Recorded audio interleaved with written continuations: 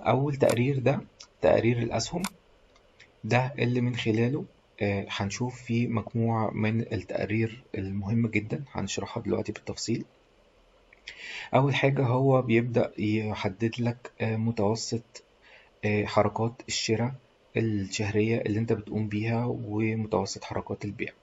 يعني انت في خلال شهر واحد قمت بكام عملية، 10 عمليات، في شهر اتنين قمت ب5، فيعتبر المتوسط بتاعك 7 عمليات ونص مثلا. ونفس الحكاية لعملية البيع. فانت ده حاجة بيديلك متوسط كده بشكل مبدئي. طيب، انا الاسهم بتاعتي اللي انا شاريها في ايه؟ ده بيحدد لي اسامي الاسهم اللي انا شاري فيها، واجمالي عدد الاسهم بتاع كل سهم او كل شركة. والجراف التاني ده بيوضح لي ايه هي الفئات اللي انا اسهمي موجودة فيها. يعني عقارات، اتصالات، أو بنوك، أو أغذية ومشروبات، زي ما كل التقسيمة بتاعت الفئات اللي موجودة عندنا في البورصة، عشان تقدر تعرف برضو انت ايه أكتر كاتيجوري انت بتشتري فيه أسهم. طيب، دي بيديني الأسهم الحالية اللي هي موجودة معايا حاليا. طيب، الريبورت ده بيرجع لي ايه؟ بيرجع لي تقرير سنة. يعني احنا في 2024، فهو هيجيب لي كل العمليات بتاعت سنة 2024. لو انا عايز احدد اي سنة تانية فبختار السنة علشان يرجع لي التقرير بتاع السنة كلها. طيب، الجرافات دي بترجع لي ايه؟ بترجع لي الاسهم كلها اللي انا اشتريتها او تداولت فيها خلال الفترة اللي انا اخترتها، اللي هي مثلا 2024. فبيقول لي والله انت خلال 2024 تداولت في كل الاسهم دي او بعدد الاسهم دي. يعني مثلا ده كان الشركة العربية لإدارة وتطوير الأصول ديت من أكتر الأسهم اللي اشتريت فيها. القاهرة للزيوت والصابون، طبعا دي علشان شركات الأسهم بتاعتها القيمة بتاعتها صغيرة، فبيبقى عدد الأسهم بتاعها اللي بنشتريه غالبا بيبقى كبير. وطبعا بقية الأسهم تبقى شايف التوزيع بتاعت كل الشركات اللي انت اشتريت وبعت فيها خلال السنة دي.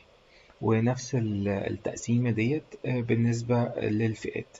في أنهي كاتيجوري أكتر اشتريت فيه، أنهي أقل، عشان تبقى برضو عارف أنت بتركز على إيه أكتر وبتهتم بإيه أكتر. عمليات التداول اللي أنا قمت بيها خلال السنة، في خلال كل شهر هو بيقول لي أنا عملت كام عملية شراء وكام عملية بيع، علشان أبقى برضو بقارن ده في خلال السنة كلها.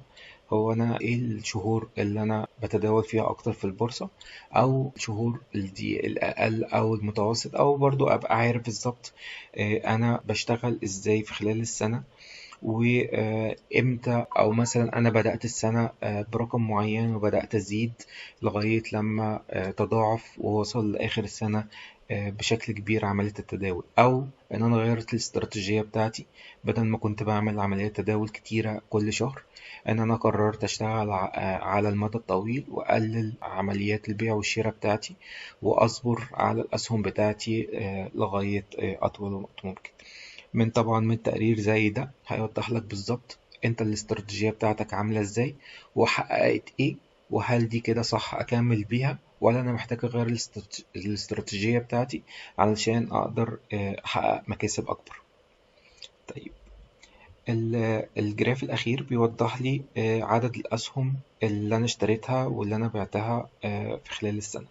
يعني ده إجمالي عدد الأسهم المشتراه وإجمالي عدد الأسهم المتباعة، عشان برضو أبقى شايف توتال الأسهم بتاعتي اللي أنا اشتريتها وبعتها كل شهر عاملة ازاي.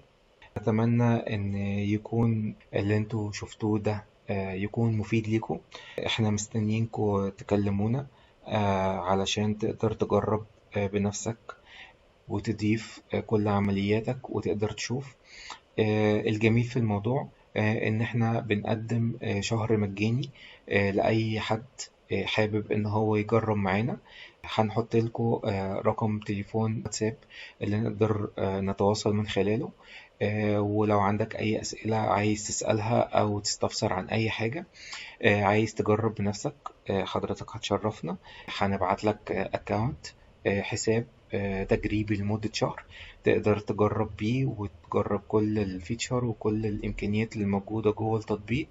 وهنستنى من حضرتك في نهاية الشهر ده إن أنت تدينا الفيدباك أو رأيك في اللي أنت شفته، إيه التقصير اللي موجود عندنا ومحتاجين إن إحنا نزوده أو نشتغل عليه، أو إن أنت تكون استمتعت فعلا بالتجربة بتاعتك دي وحابب تكمل معانا. واللي إحنا عايزين نقوله إن الاشتراك الشهري بتاع التطبيق ده اشتراك رمزي جدا، يعني حاجة لا تذكر، علشان إحنا بنحاول إن إحنا نساعد أكبر عدد ممكن من الناس المتداولة في البورصة إن هي تبقى قادرة تمانج أو تدير استثماراتها بشكل كويس، وتقدر تحقق مكاسب كويسة وتقدر تستفيد بشكل كبير من عملياتها في البورصة. شكرا لمتابعتكم معانا.